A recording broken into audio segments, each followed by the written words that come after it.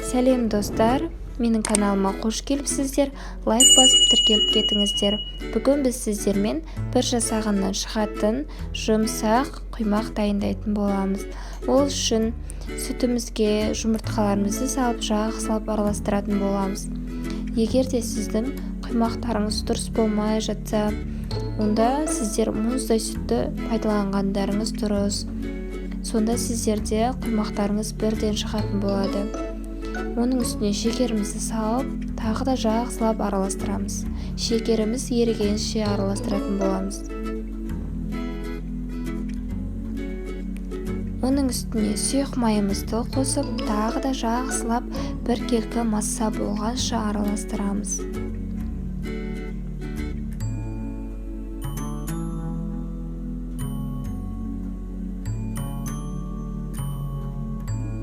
Оның үстінен бір шай қасық қопсытқышымызды қосып, тағы да араластыратын боламыз.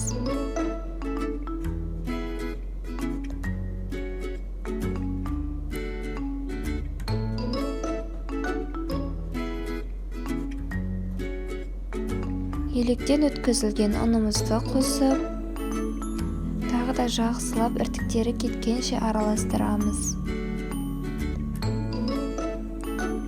Осылай ожаумен құйып көргенде сұйықтық осындай болу қажет. Табамызды майлап, қатты ыстық болғанша, осылай буы шыққанша қыздырып, үстінен құймағымызды құятын боламыз.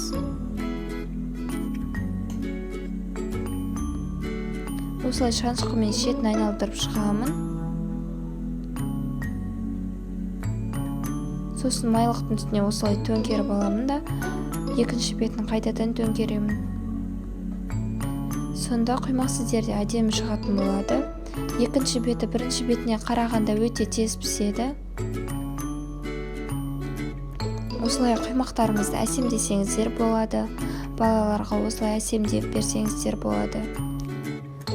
Үстіне шоколад немесе тосап құйсаңыздар да жақсы үйлеседі. Немесе қойытылған сүт құйсаңыздар да болады. Осындай міне біздің жұмсақ құймақтарымыз дайын болды. Мен сіздерге дастарханға қоюдың бірнеше түрін көрсететін боламын. Өте әдемі көрінеді. Және арасына өзіңіз салмасын өз қалауыңызша салсаңыз болады. Дастархандарыңыздың сәнін келтіріп тұрады. Сіздермен болған мен Жібек. Мені көргендеріңізге үлкен рахмет.